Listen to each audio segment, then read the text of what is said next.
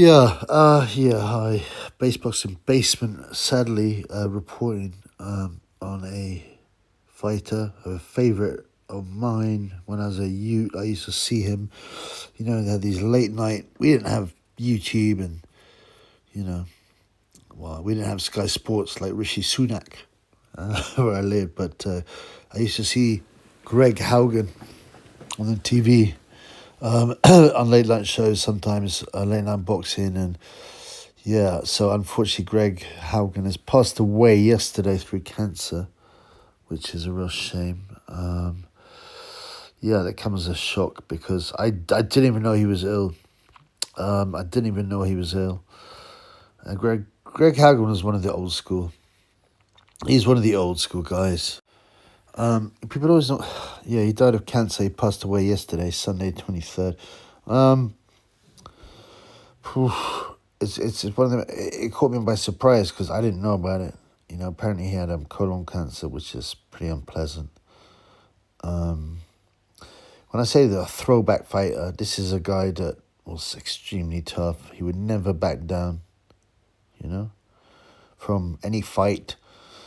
Yeah, if you look at his, if you go on BoxRec and look at his career, you can see that. The guys he fought, Pernell's Sweet Pea Whitaker. I mean, he fought some of the greats at the time. Pernell's Sweet Pea Whitaker, Hector Macho Man Camacho, Julio Cesar Chavez Sr., Tony Lopez. I wonder what's happened to Tony Lopez as well. He was exciting. Who else? Ray Mancini. Vinny Pazienza, now known as Vinny Paz. He actually changed his name. He changed his name legally to Paz instead of Pazienza. There's also a rapper called Vinny Paz, weirdly. Jimmy Paul, another one, a Kronk guy. Jeff Bumpus. Actually fought Freddie Roach, if I see it. Freddie Roach. And a bunch of other tough guys. When he went to Maycourt, he fought Thomas Damgard, who was a decent fighter at the end of his career, but he was finished by then. Over the hill, if you like. If you go through his career, he fought 4 15-rounders. That was real back in the day stuff. I think he was the IBF champion, right? And in those days, the IBF were the last ones to drop the 15-rounders. Yeah, that's right. He's IBF World Lightweight Champion, which he won by Jimmy Paul on decision. He then lost to Vinny Pazienza on a unanimous decision over 15 rounds. Both went the distance. Pazienza vs. Haugen was a real grudge match at the time. I remember that. I didn't know much about them, but it was a real grudge match. They really didn't like each other. They actually fought 3 times. So Pazienza won the first to take his world title. Yeah. Then Greg Haugen became 2-time IBF World Lightweight Champion by winning a revenge unanimous decision, a clear one against Vinny Pazienza. He defended it once in a scheduled 15-rounder, but there was a technical draw there. So excuse me, not technical draw. A technical decision because there was obviously some injury there. I'm not quite sure exactly what. It must be a cut or a headbutt, an accidental cut or something like that. Let's have a look here. Let's see if we can find something. It was a split decision. But it went to Haugen, so went to the 11th round, but scheduled for 15 again. So this is an old school guy, man. Very, very tough. He was called Greg Mutt Haugen, because of his toughness. Yeah, so the Santana bout, originally Miguel Santana was announced as the winner and new world champion by technical decision. That was to do with a headbutt. So it happened in, obviously, what happens if it goes beyond the 4th round and there's an accidental headbutt that causes a cut. If the fight gets stopped on that cut, it goes to the judges' scorecards. So Santana was originally announced the winner. And then 20 minutes later, when the judges said, I miscalculated the card and I've got Haugen ahead. So the result was changed and Haugen was declared the winner. Weirdly, I've just found this out, yeah. Apparently happened in Washington State, which is Haugen's home state.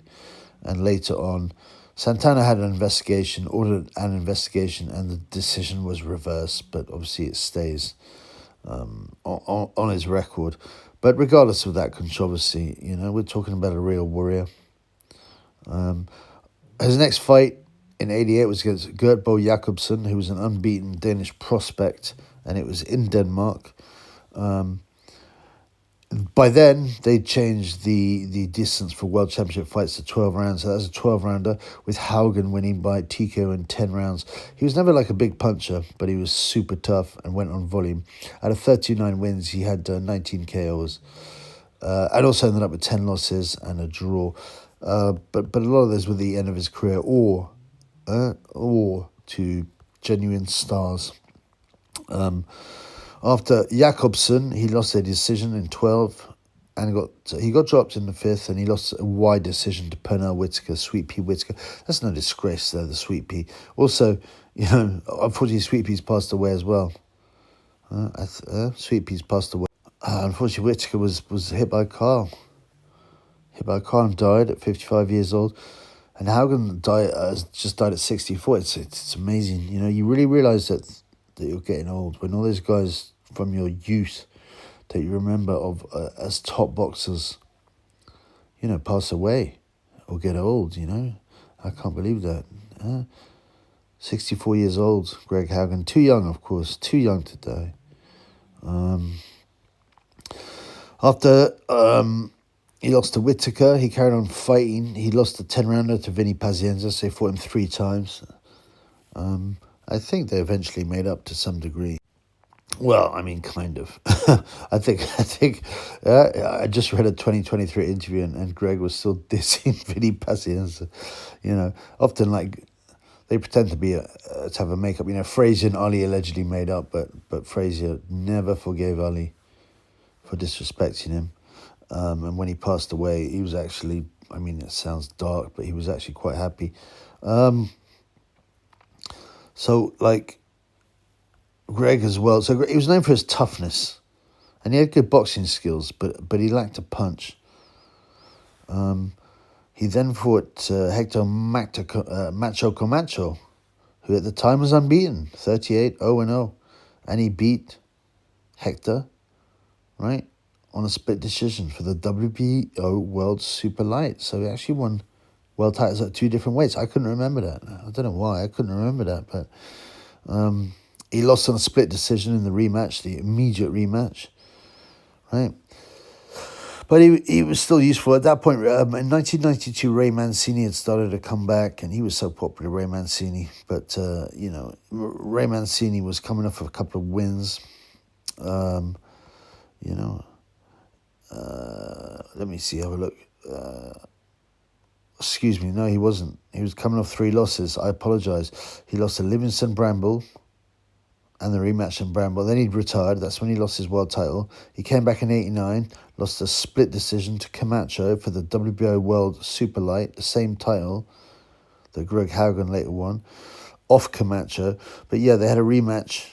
So that was in 1989. And then Ray Mancini came back in 1992 to have a rematch against Haugen. He got stopped in 7 rounds.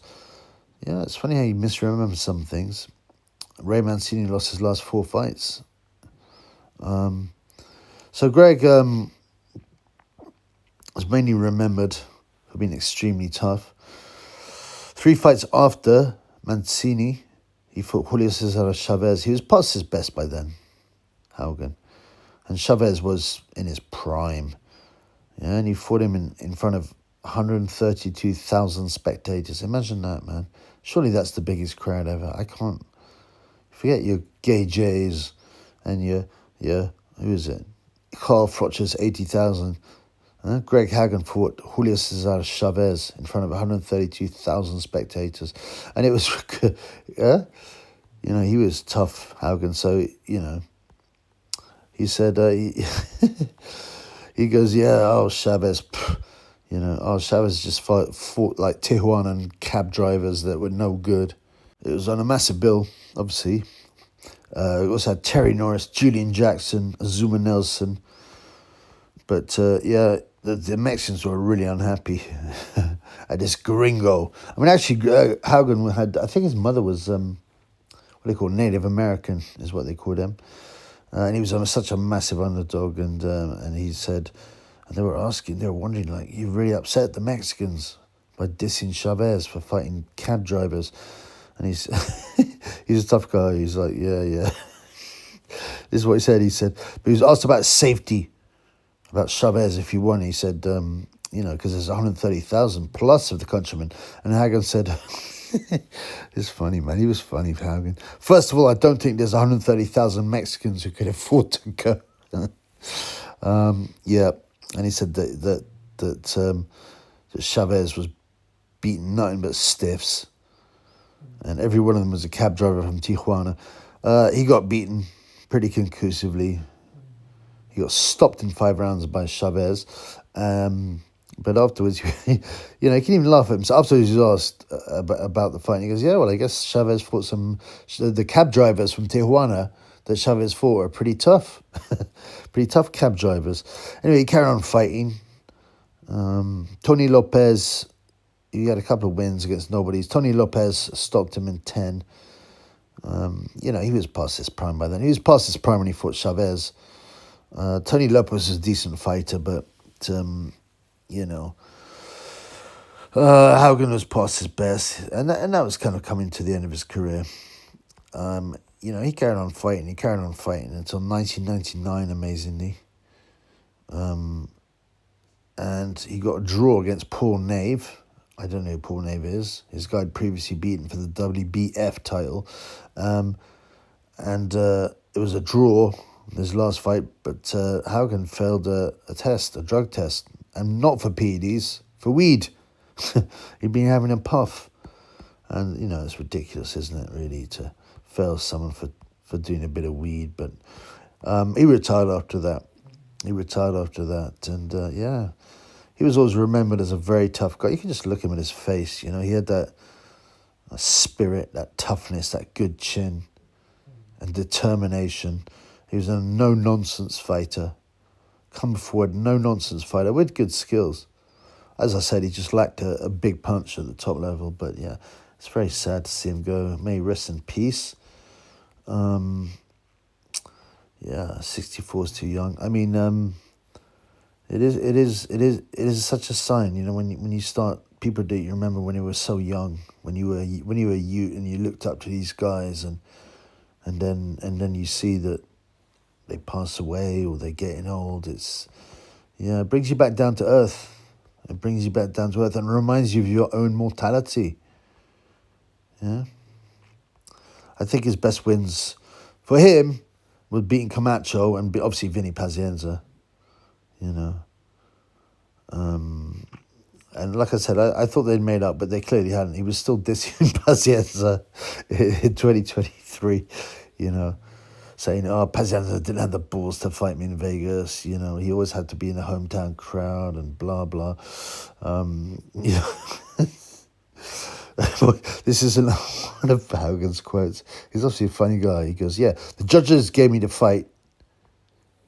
Because it was in Atlantic City. Okay, this is the second fight. And he didn't have the hometown crowd. He was supposed to fight me in Vegas, but didn't have the balls to fight me in Vegas. The closest to Providence, Paz's hometown, was Atlantic City. Yeah. And like my manager said, what's the difference between Atlantic City and Providence? 500 miles and 10,000 Dagos. I mean, Dagos are like Spaniards. I think he means wops. But regardless, he'll go down as one of those tough guys, old school guys who wanted to fight, who'd fight anyone. Like if he fought the best of his, he fought the best of his generation. Like I said, Tony Lopez, Ray Mancini, Vinny Paz, more importantly, Pernell Sweepy Whitaker and Julio Cesar Chavez. And Jimmy Paul was a decent fighter. Jeff Bumphus, I don't see the Fred Roach. I wonder what happened. Freddie Roach, he TKO'd Freddie Roach in 7 rounds after beating Jeff Bumphus. I also stopped Charlie White Lightning Brown, also a good fighter. So, like, you know, he'd fight anyone. Edwin Curette, yeah. Jimmy Paul, did I mention Jimmy Paul? Yes, I did. You know, top guys. He didn't care. He didn't care, man. And he obviously had a super sense of humour. So yeah, we'll miss him. We'll miss him. It's very sad. I thought I'd do a video then. Yeah, God bless Greg Haugen.